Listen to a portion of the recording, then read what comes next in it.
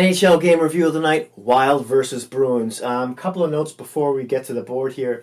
Starting with Minnesota Wild, they were on. This is their fourth game on the road trip right now, and they were on a 3-game win streak on that road trip. Their last loss, I believe, was Pittsburgh at home by like a goal. So they've been playing a lot of tight games lately, even though their record in the last 10 is not so spectacular. But starting off with that game in Toronto, in which they were down a couple goals, and they came back and they won by a goal. Then they played Ottawa. They were down a couple goals, came back, won that game by a goal. And then last night they played Montreal and won that game 1-0. Then they got on the plane and didn't arrive into Boston until like 3 o'clock in the morning, and then played.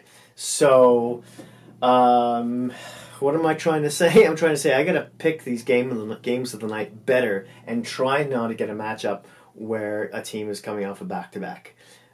Because Minnesota was playing some decent hockey, and they just came into this one kind of listless, really. Also, a bit of note, Dumba is still not playing. He's still injured, and they could have used him tonight. Excuse me. Notes for the Boston Bruins. Oh my God, Boston's mostly healthy. They got all their guys back. Chara, Bergeron, Marchand. They're all playing. That killer first line. What else? Boston, Boston came into this game with 4 wins in a row. And funny that this is the second, I want to say at least the second time in that 4-game win streak that Boston is playing a team that's coming off a back-to-back game. I think their last one was against Calgary, and they won that game. You can't make excuses for other teams, but at least the Bruins were opportunistic. They saw it and they put the other team away. And the same thing really happened here, because Boston, halfway through the second period, they had won this game and they had rested their top line. Their top line played like just over 12 minutes. Really. 12 minutes. Usually I want to say these are usual like 18-minute guys, 19-minute guys. Yeah, or more. Probably in this line, with this team that's not that deep, probably closer to 20. And they played 12 minutes. Yeah, fantastic. Okay, so one last thing about this Bruins team. They're now, after this game, because the Bruins beat the Minnesota Wild 4-0, they're now only 2 points behind Toronto. Now, Toronto has a game in hand, but I think Boston was back, I want to say at one point 6 to 7 games, 6 to 7 points, behind the Toronto Maple Leafs, and now they're only 2 points behind. That's unbelievable. Now, their next game is against Washington on Thursday. That's going to be a big game for both teams. For Washington as well, because Pittsburgh and Columbus is breathing down their backs. And then Boston's game after that is on Saturday in Toronto, which should be fireworks. Should be a really big game for both teams, obviously. Boston, depending on how they do against Washington and how Toronto does against New Jersey on Thursday, Boston could either tie or even go ahead of the Leafs in the standings. Isn't that just crazy to think of? Seeing as how many injuries they had a little while ago, now they're back into the thick of things. Let's get to the board. Enough of me talking. First period, Heinen gets his 5th of the season, assisted by Moore and Krug. This was some blown defensive coverage by, Oliver Ekk-Larsen, excuse me. He wasn't tying up Heinen's stick in front of the net. He was slow to get there, and it was an easy tip-in. It's hard to blame that one on Statlock, who started tonight, and Rask, who started for the Bruins, by the way. The next goal, Marchand gets it, his 16th of the season, assisted by Bergeron and Moore. Moore gets his 2nd point of the night already. This was kind of a weird goal. It was sort of a slap shot from who was it? From Marchand? No. It was a slap shot from Bergeron, and it went sort of diagonally past the net, and it looked like it was going to go on the net, but it didn't. It hit the boards, popped out to Marchand, who basically had an open net. No one was covering him. Statlock thought that the puck was going to hit the net at some point, and he was kind of screened, and Marchand popped it into an open gate. So that was 2-0 Boston. Still, in the third period, DeBrusk gets his 14th of the season on the power play this time, assisted by Bergeron and Marchand, who get their second points of the night. This was an even weirder, stranger goal. Yeah, how was that possible, you say? Well, another point shot from near the blue line from Bergeron, or actually, it wasn't a slap shot. It was a wrister, just a wrister, and it went off DeBrusk's chest and just into the net. Statlock just was like, "Are you kidding me? Like, come on!" So yeah. I mean, the first and third goal, you can't blame on Statlock. One could argue somewhat about the second one.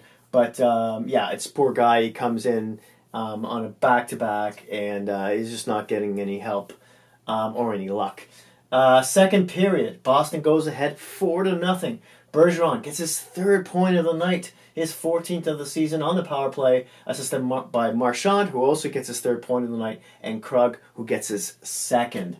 And then, there's no no goals scored in the third period. Shots on net were 15-6 Boston in the first, 12-5 for Minnesota in the second, and then 7-all in the third period. I believe this shot count is off by one because I took the stuff off the score. And it says Rask's shutout was on 24 saves. So one of these numbers are off. Doesn't matter. Let's move on. Let's talk about the goaltenders. Statlock stopped 23 of 27 with a .852 save percentage. It's really hard to blame him on most of these goals or even this loss tonight. Minnesota wasn't skating. And as I said earlier, halfway through the second period, Boston stopped playing their first line for the most part because they only played less than 13 minutes. Rask gets 24 saves with the shutout. Minnesota goes 0 for 3 on the power play. They missed Dumba for sure. Spurgeon can't do it every night. Boston goes 2 for 2 on the power play because of course they do. They always do. Can't wait to see what happens when they get a power play in Washington or in Toronto. Hits are 28-21 for Minnesota. Face-offs are 34-29 for Boston. That's kind of no surprise. Bergeron is a magician at the face-off circle. Last 10. Minnesota is now 4-5-1. With this being their first loss in that stretch. As I said, they came into this game on a three-game road game win streak. Boston is 8-2-0 in their last 10. They are hot. This is their 5th win in a row in that stretch. The records, the Minnesota Wild are 21-18-3 with 45 points. This is interesting because Minnesota's now in a wild card spot tonight. It's Dallas and Minnesota who hold those last two spots, and now Anaheim and Vancouver are looking in. Now, Anaheim and Vancouver also have 45 points, but the Wild have more wins. I want to say, ice cream tonight, and they also have 1 game on hand on Anaheim, and I want to say 3 games on hand on Vancouver. So, besides losing Dumba, Minnesota has been playing better, the exception of this game. You can't blame them too much on that. So who knows? They're definitely not out of a playoff picture and won't be having any fire sales just yet. Boston's now 25-14-4 with 54 points. The next game for each team, Winnipeg is in Minnesota on Thursday, January 10th. And the Washington Capitals, as I mentioned earlier, are in Boston on Thursday, January 10th as well. The 3 stars of the night, number 3 was Marchand with 1 goal and 2 assists, just 12:47 ice time. Number 2 is Bergeron with 1 goal and 2 assists as well, 12:14 ice time. and Tuukka Rask with a shutout with 24 saves. Wednesday, January 9th games. There's 3 of them, which is tomorrow. I'm filming this, on the night of the 8th, obviously. The Nashville Predators versus the Chicago Blackhawks. The Colorado Avalanche versus the Calgary Flames. The Ottawa Senators versus the Anaheim Ducks. Now, if I were to choose a game of the night here, I think I would choose Colorado and Calgary, like I think most people would, right?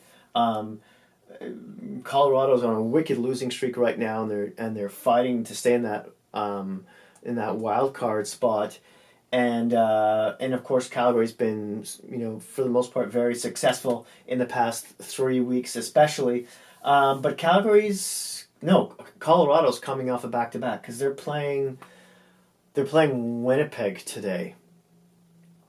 And then they go in and then they play Calgary tomorrow. So, if I do a game review, I'm not sure I'll be covering this, because this could be a slaughter, this game, right here. Calgary against the Flames against the Avalanche. And then Anaheim and the Ottawa, this could be an interesting game. Because although Ottawa's lost like 8 in a row right now, Anaheim has also lost I want to say anywhere between 6 and 8 games in a row right now, if I'm not mistaken. In any case, both teams, Anaheim is really desperate to get back into that wild card picture, and Ottawa just does not want to finish last. They just don't want to finish last. They do not want to give away that top pick to the Avalanche. In any case, thank you so much for watching. I would love to hear your thoughts and opinions on tonight's game. And hit like if you like the video. Smash that subscribe button if you haven't already. And if you know any hockey geek or have any hockey geek friends, please don't feel shy about sharing. Thanks again, and I'll see you soon.